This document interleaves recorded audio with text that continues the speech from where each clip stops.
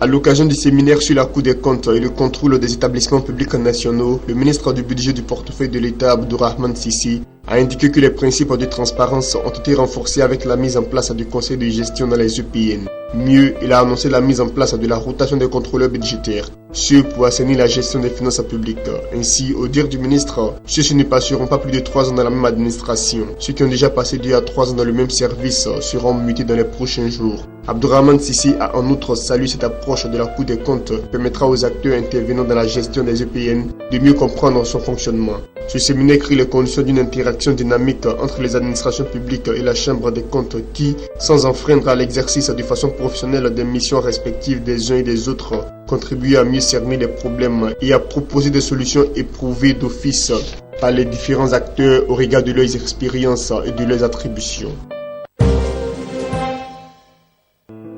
Le coût d'accès à Internet va baisser en Côte d'Ivoire. C'est, à en croire le ministre de l'économie numérique et de la Poste, Bruno Nabagné-Koné, l'ambitieux projet que le gouvernement de Côte d'Ivoire veut voir réaliser dans le cadre d'une décision qu'il prendra dans les prochains mois. Faisant cette annonce au deuxième jour de la 3e édition des Journées de l'entreprise en numérique,